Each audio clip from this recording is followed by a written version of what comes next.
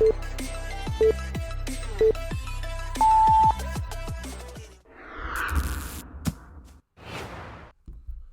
there guys and welcome back to 100% Chelsea. No, that was a joke. That was a joke. Blues Fans TV, of course. This is a new format on this channel, as you can finally see, because, you know, why not try something different? Why am I not in focus? That is the main question I have here. Why am I not in focus? That makes absolutely no sense whatsoever. This is a new format. Of course, as you can see with the title and, you know, the thumbnail as well, things are different now because basically what I'm doing today is reacting to Mr. Frank Lampard's pre-match press conference ahead of the game, which of course, you know, is very interesting, especially with the news they did come out with today. As you can see on screen, this video is again sponsored by OneFootball, so please go check the link in the description below. That would be massively appreciated. Let me just click the right thing. It is the first link in the description. Download the OneFootball app via that link. That'd be massively appreciated. You know, just download it. It's the best football app out there. You definitely won't regret it, and it would help us out massively as well. And of course, also make sure you subscribe to Blues Fans TV if you haven't already. That'd be absolutely class. And smash a like on this live stream if you do enjoy this type of content. But to be honest now, let's just get into talking about what Frank Lampard said before the game. And the most important thing at the moment, with us literally being injury FC, is the fact that, you know, he spoke about so many different injuries. Now, first of all, he spoke about N'Golo Kante, of course, picked up an injury against Manchester United and had to come off very early into the game.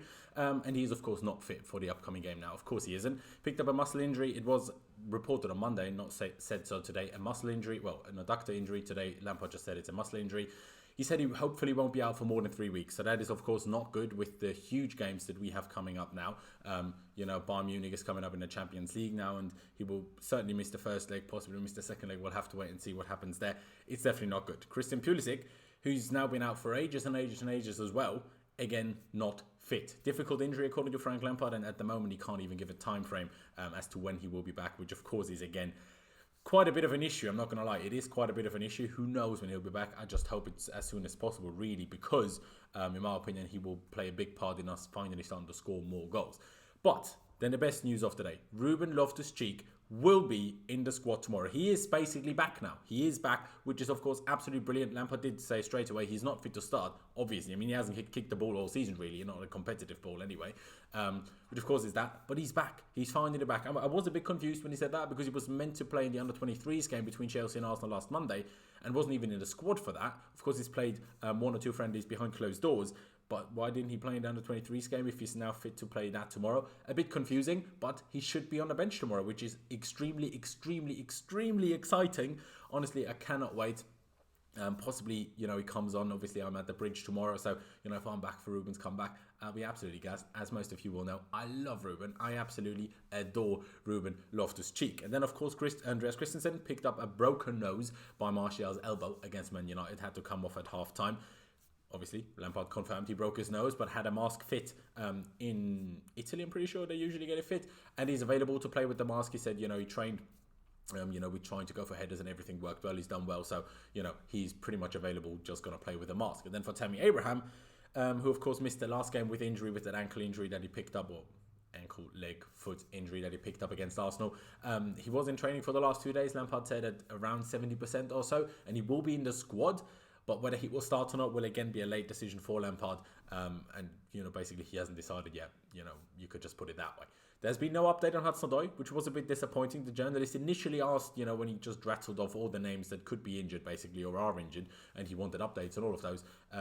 You know, Lampard then forgot about him, basically asked to be reminded, and then wasn't reminded about Hudson-Odoi. So at this moment in time, we just have no idea whether Hudson-Odoi is fit. The only thing we do know is that after the game on Monday on Chelsea TV, Lampard did confirm, or said at the time, that Hudson-Odoi wouldn't be fit for the game against Spurs. So, you know, that's obviously not good. Moving on with the press conference, though, he did also find some praising words for Tottenham, who are on a good run of form, according to him. Well, of course, I think, you know, since Mourinho took over, they're basically second in the table behind Liverpool, which, fair play. And he also said it's a London derby. It's a big game as it is. But, of course, with the whole Mourinho situation, it is a little bit more spicy, quite possibly.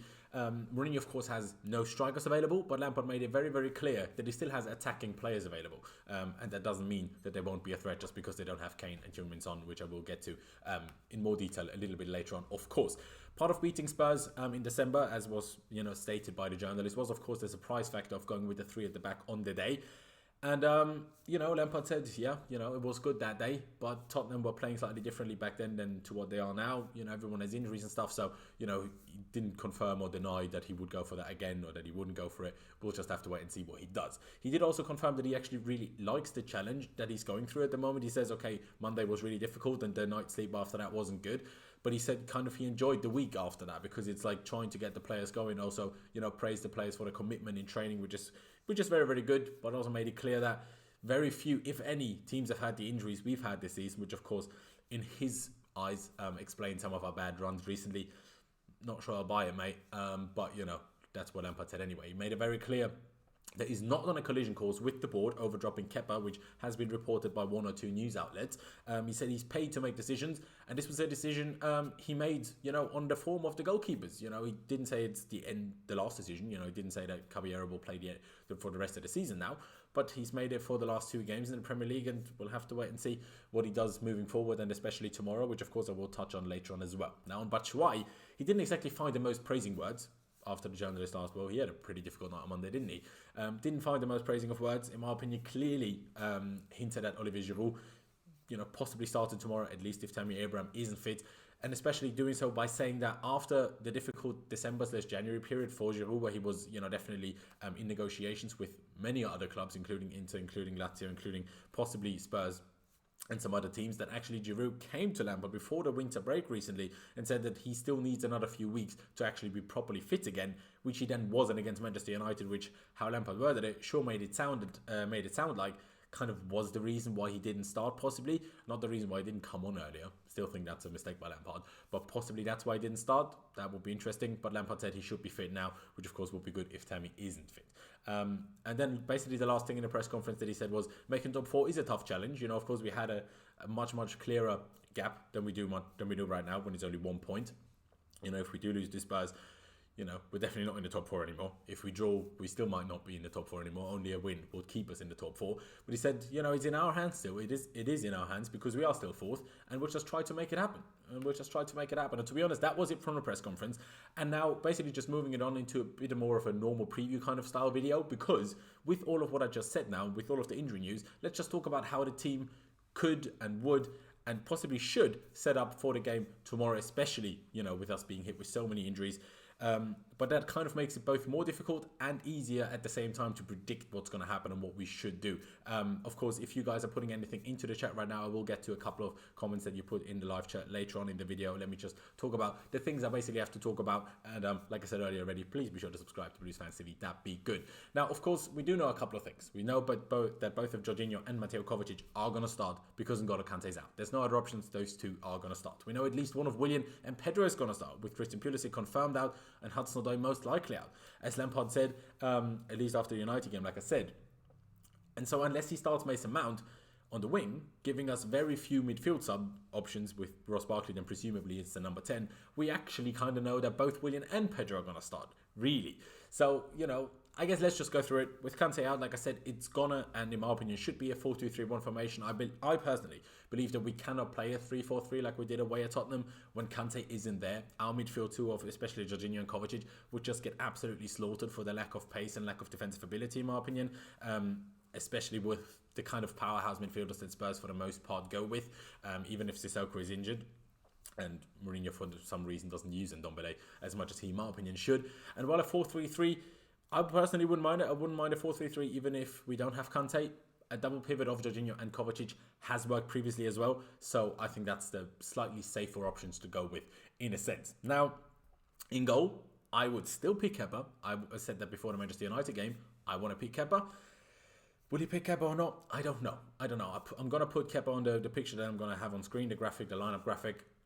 But I just don't know. I just really, really hope he goes for Kepa. I just don't see the point in any of this. Like, even if we want to sell Kepa in the summer, we don't want to make a massive loss on it. Like, imagine we don't play him anymore until bloody May. We'll only get like 20 million for him. He wouldn't have played all year. Like, you can't do that. And it clearly doesn't make much of a difference in our, in the number of goals we concede. Conceded 2 at Leicester. Conceded 2 against Man United. That's 4 goals in 2 games that Caballero has played. And even against Hull, he conceded. Not that it was any of his fault. But regardless, clearly the goalkeeper isn't the main reason why we're conceding goals. So, like, in my opinion, it just has to be Kepa back and goal. Coming to the 2 centre-backs. Now, Antonio Rudiger will and probably should start again. Andreas Christensen probably will start again, the way Lampard said it, he's been training with the mask on and, he's been doing well. Would I start Christensen? I think Christensen has actually done quite well in the last few games. I thought he was brilliant against Manchester United until he got his nose broken. And then, of course, didn't do also well when Martial scored. But I thought up until that point, he was brilliant. And I thought recently, generally, he's been doing quite well. For example, Rudiger against Leicester was good because he scored the 2 goals. But I thought the better centre-back of the two was still Christensen. But you could, of course, make a very strong point for Fikayo Tomori, who I still haven't seen play next to Antonio Rudiger in a back four, which I still want to see. Not sure whether against Spurs is the best idea, is the best place to start. So, but why not? Kurt Zouma was the one that came on for Christensen against United, so who knows? But I think Rudiger and Christensen are probably going to be the two that Lampard goes with, who I would go for. Possibly those two, but if I leave Christensen out because of their nose and everything, because I'm not sure, how much it affects you. Never played with the mask myself, so, not too sure. But I would probably go for Tomori next to Rudiger. Coming to the fullbacks, Reece James obviously has to start at right back if he's somewhat fine. But, we had the week off since Monday, so he should be absolutely fine. He has to start, no two questions about it. Then a left back, of course, you can discuss the left back situation. Emerson is back fit when he was a little bit injured. Marcos Alonso, Chino sat behind the screen, by the way, thinks he can cross the ball. I was never so baffled in my life as when he said that. For me, it just has to be Azpilicueta. I think we need Azpilicueta for the defensive side of the game because I think we lack leaders as it is. And if with Azpi gone as well, I know we kind of have our problems in the attacking phase, but neither Alonso nor Emerson are that much better than Azpi in the attacking phase, in my opinion. And it's just not worth not having Azpi, in my opinion. It's not a big enough difference offensively to be worth not having Azpi in the team. It's defensively such a big difference, and also as a leader, I just think we need the guy in the team, especially against a team like Spurs when it might be a very, very heated game. I don't want Alonso flopping about or Emerson not really knowing what's going on. I want Azpi in there to probably rile everything up if it is necessary. Of course, the two holding mids in a 4-3-1 formation, like I said, of course, have to be Jorginho and Kovacic. The number 10, because I want still a couple of midfield options on the bench, should be, and will be Mason Mount ahead of them. And then the two wingers with presumably Hudson-Odoi out injured have to be Pedro and Willian. I would personally always go for Willian on the left, and Pedro on the right, because I think Willian is just better on the left. But that's not what Lampard went with against United, so I would be surprised if he did so now. And then up front, now of course, if Tammy is fit, he has to start. Let's just, just take that as that. And if he is fit, he also will start. Lampard loves him, we love him. He should play, even if he's been a bit kind of off form for the last few weeks, months, whatever you want to call it. But if he isn't fit, please don't be Batshuayi. You guys know, I don't really rate Olivier Giroud at all. But even I said ahead of the United game, Giroud has to be the one of the two that plays if Tammy isn't fit. And that still stands, especially if it's now even more fit. It just has to be him. There is no two questions about it that it absolutely has to be him. So you can see the lineup now. As you can see, obviously, my 4-2-3-1 formation with Kepa in goal, Rudiger and Christensen as the two centre-backs, Reece James at right back, Azpilicueta at left back, a double pivot of Jorginho and Mateo Kovacic.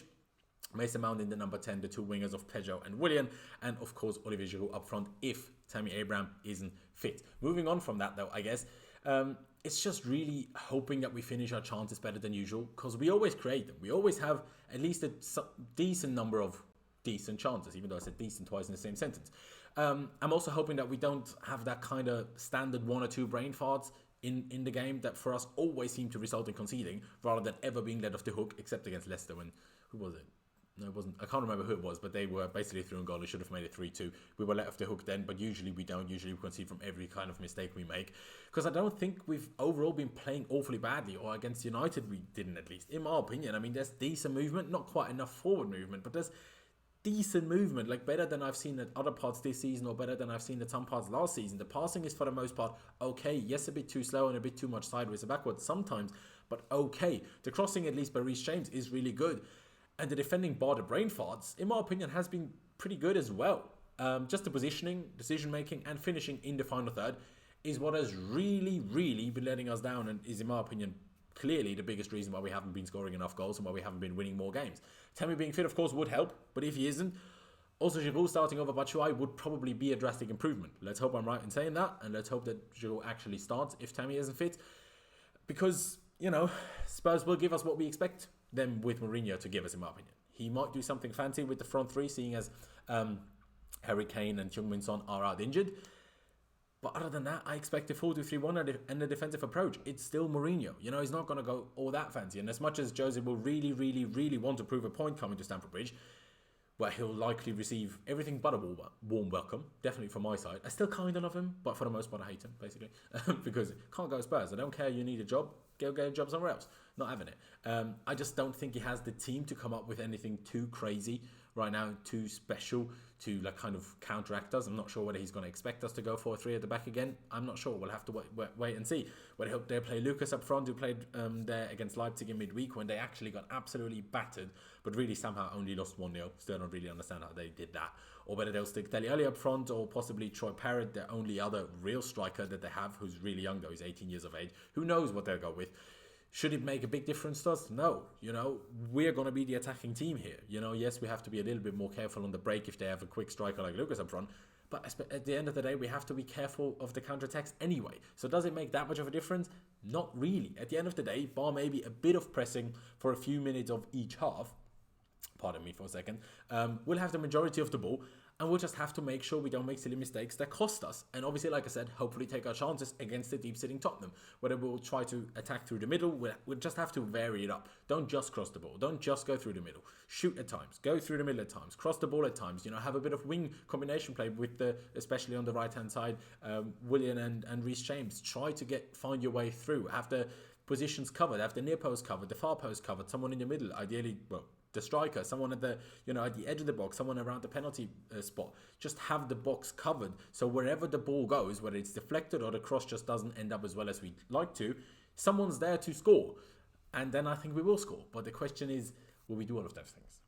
With all of the injuries to both teams, the game, in my opinion, has a 0-0 written all over it, like absolutely all over it. We can't score to save our lives, and let's be honest, even when Tammy was still fit, we didn't look like scoring much. I mean, against Leicester, yeah, we scored 2, but we had maybe 1-2 real chances other than the 2 headers that we scored.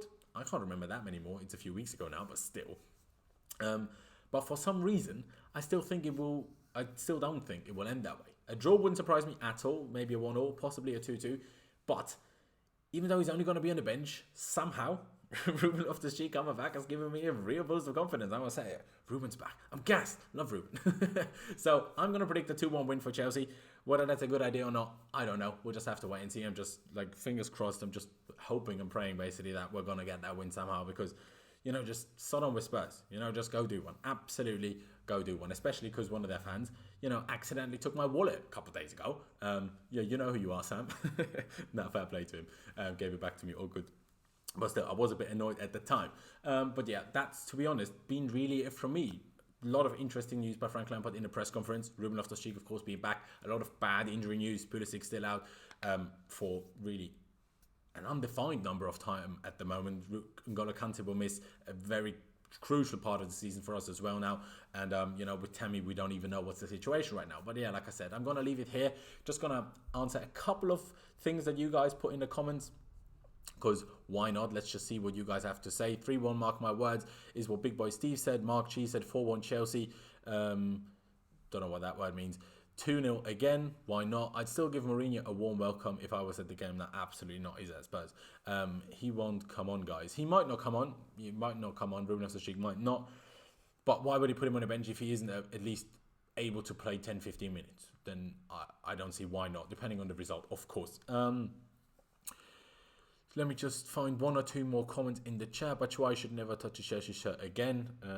Is that you, Ben?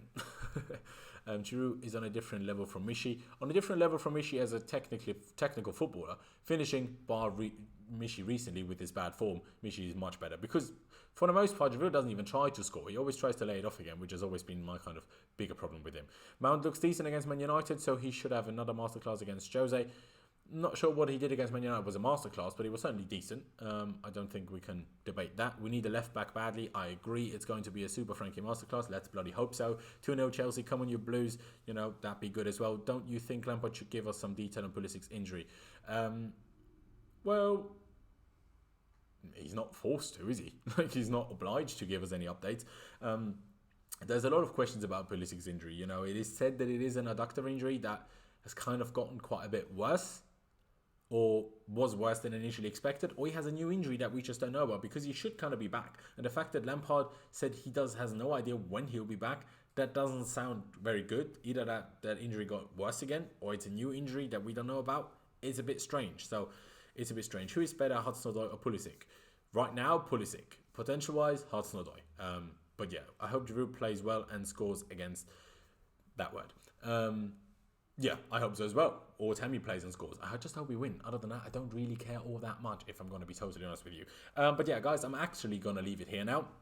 The last thing I'm going to have to say, like I said, on screen you can see we are sponsored by OneFootball. So please make sure you download the OneFootball app via the link that is the first link in the description. Download that app via that. It's the best football app out there. We'd massively appreciate it if you could download it via that link, because it would really help us out. So do that. That'd be massively appreciated. Subscribe to Blues Fans TV if you haven't already. I hope you did enjoy this kind of, new idea of a preview, possibly just talking about the press conference in a little bit more detail, doing it live. Not sure whether I'll keep doing it live or not. We'll just have to wait and see, I guess. But yeah, I hope you enjoyed it. If you did, please drop a like. Make sure you hit the notification bell button so you don't miss any of the future content. But yeah, I'm going to leave it here. Thank you guys for watching. Up to Chelsea, and I'll see you when I see you.